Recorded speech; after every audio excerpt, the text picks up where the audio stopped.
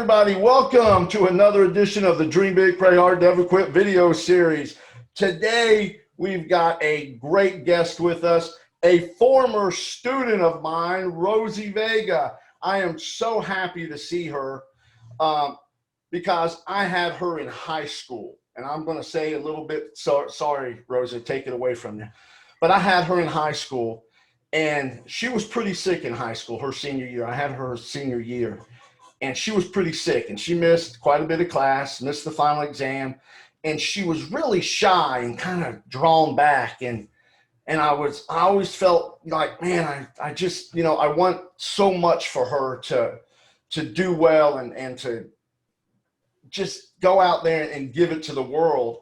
And I've kept up with her. We became friends on Facebook, and now she's a senior at ECU and is doing great things. And I'm going to let you talk about the things you're doing, but as a teacher and watching you grow from high school to senior at ECU, I am so proud of you. It's just, it makes me feel good to just see you and the smile and the glow and see all that. I'm like, yes, she did it. She didn't quit. She went through hell, but she gave it right back and is doing fabulous. So Rosi, again, thank you so much for being here.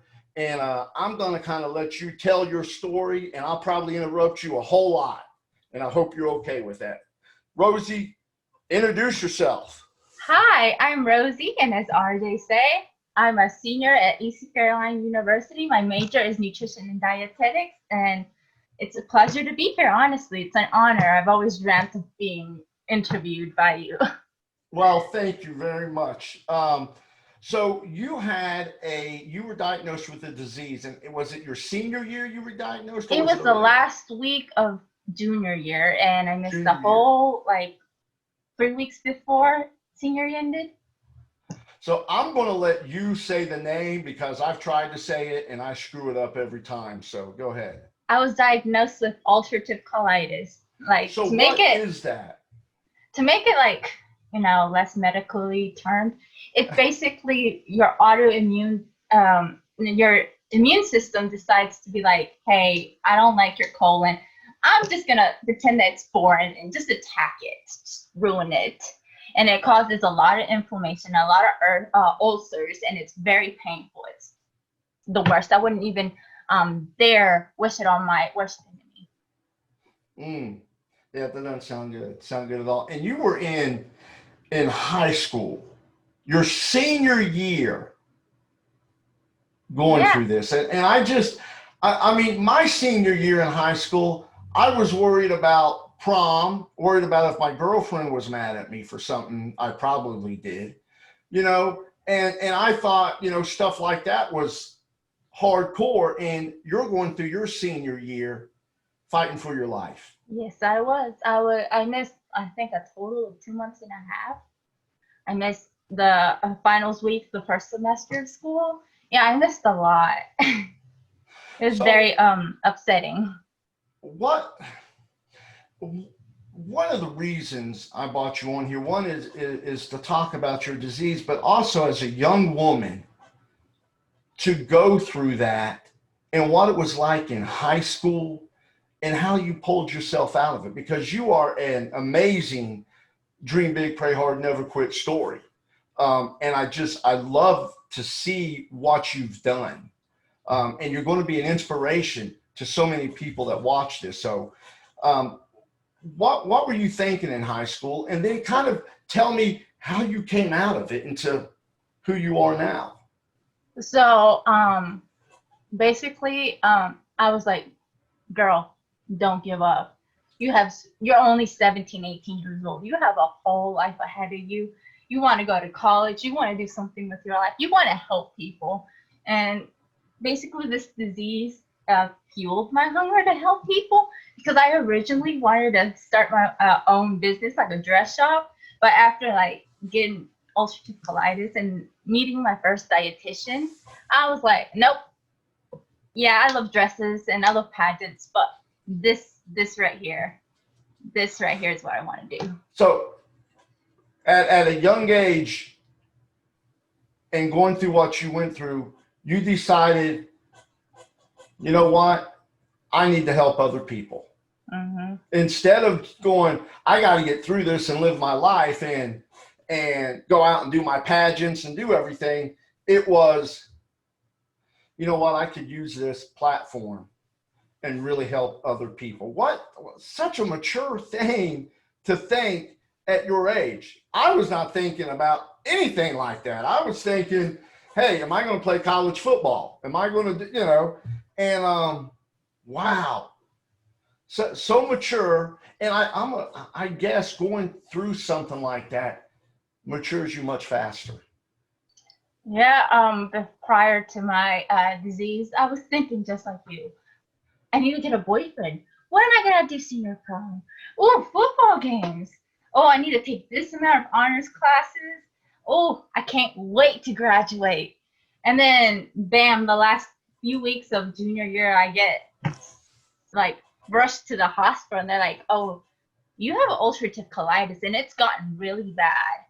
And I was like, and then the whole year and a half, I had to deal with it throughout my whole senior year. The last thing I had in my mind was, oh, my senior year sucks. In reality, I was like, yo, I need to live. And seeing my mom just like worried and sad, seeing her baby die, like it gave me more motivation to keep going. You're going through your senior year. You decide to become a dietitian.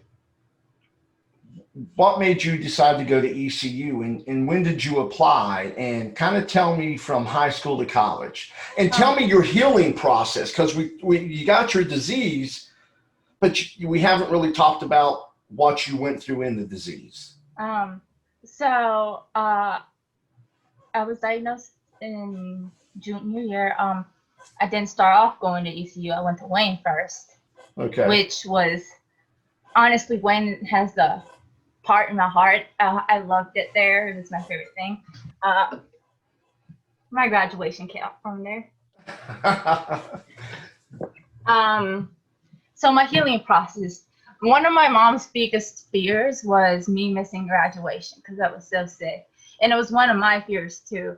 But I managed to graduate with honors in the National Honor Society, which is crazy for someone who went through so much her senior year. But when we thought that everything was rainbows and happiness, a week later I was rushed back to UNC Chapel Hill, and I got a colonoscopy, and they told me your disease is as bad as it could ever be. And I feel like the best solution is to just take out your whole colon, because if you keep on, you're either going to get lymphoma because of the medicines, kidney disease, or colon cancer. And honestly, that was like one of the most scariest decisions of my life, to continue with medication or get the whole colon out.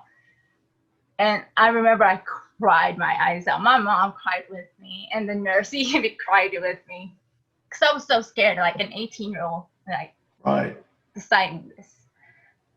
And so I decided, you know what? I want to live. I want to, become a dietitian. I want to help people. I want to continue to do pageants and hopefully get my word out, speak my voice, speak for the unheard, and motivate people. So I was like, just get it out. Just get it out before it kills me. Right. And yeah, got my colon out. I had a ileostomy, which is like part of my small intestine sticking out of my stomach, and I had a bag for 11 weeks, and then I had a reconstruction surgery. And because of that, it held me back a year from college. Right. Which is at first it did upset me, because I would have been graduated by now. But now that I think of it, I'm so happy that this happened. It was my nightmare, but it's also my life lesson that I want to tell the whole world. Yes, I was extremely depressed afterwards. I was upset because I lost a lot of stuff. I lost, for most people, when I graduated, they just saw me the girl that almost died. And I felt like I lost a lot of my identity. People saw me as the girl that always had a smile on her face, long hair, that was really skinny and really just out there. And you know, that kind of went away when I got my disease and I went through the traumatic experience I did. The medications I was under was a type of chemotherapy. They used it originally for chemotherapy, but they realized that it helps with autoimmune diseases. And I had to chop off my hair. And like for most people, it's like, oh, it's just hair. For me, it was the last thing that kept Rosie before the disease alive. Right. And you know, it was a hard. It wasn't until like a year and a half when I started to feel the light at the end of the tunnel, because I went through depression, I went through anxiety, I was under antidepressants, I was very just not stable, to say the least. And I guess it was the fact that the motivation after like watching start my obsession with beauty pageants started again, and seeing all these girls, oh, maybe I could be like that. Maybe I could use my voice and help people. And that's when I started to, you know, gain more confidence, be more happy. And I really didn't feel like the confidence and the happiness come back to me until I started ECU. And I became friends with the most amazing people, and people that honestly just are always there for me and always like rooting for me. And it's just, it's amazing of what could happen in the past, like in the past 5 years. Yeah, I've seen pictures and I've seen you with these young ladies and you're smiling. Now, I didn't tell anybody yet, but you're running for Miss ECU as well. Yes, sir. So kind of how tell us how that kind of happened. Well, like I said, I've always been in love with beauty pageants, and the Miss ECU organization started in my freshman year of Wayne, and I was like, watch me, I'm gonna walk that stage, and that's gonna be me. Hopefully, that's gonna be me winning that title. And here I am, 2 years later. The interest meetings happened, and the president at the time, Autumn, was like, "Girl, I'm so excited to see you compete." And I'm like, "Thank you." And like there have been times where I wanted to quit because I didn't feel like I was worthy to be there, but because of the friends I made and the current president, who's also the current Miss ECU, they would call me and be like, "Girl, don't throw away this opportunity. We can see you get really far in this competition, and I just don't want you to throw away an opportunity before you even, tried." And here I am. Well, that is good advice, and to see the motivation you have after what you have gone through. It's just unbelievable. And I want people to see the other pictures. And so when I do this promo, I'm going to put those nice pictures of you up there and make a nice promo with it, because you deserve it.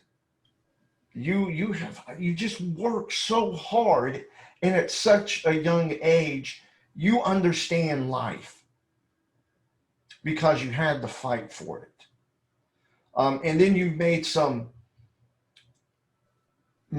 huge grown-up decisions, taking out your colon. And these are things that most people don't ever have to deal with. And you're 19, 20 years old saying, okay, I guess I'm going to have them take out my colon and then have reconstructive surgery. And then after that, I'm going to change the world. And I'm super proud of you. You're doing fabulous. And I just want to say, the pageant's in like a week and a half, and I feel like I already won. Even if I don't win the title, I feel like I already won. You've already won more than a pageant. You've won life. And at such a young age, to see what you're going to do, I can't wait to just sit back and watch you. Because I watch you now. And I tell my wife, I said, "Oh yeah, this is Rosie. I had her, and we'll be scrolling through Facebook together, and I tell her your story, and she's like, wow, she's so pretty, and she's been through all that. I'm like, she's amazing. I said, I knew she was amazing in high school, but I mean, look at her go now. You're just going to inspire so many people, and you already have. And those people that encourage you, they're not encouraging you just to inspire you. They're encouraging you to inspire them because you've already inspired them. You know, when people can say, look what she's gone through and look what she's done, what's my problem?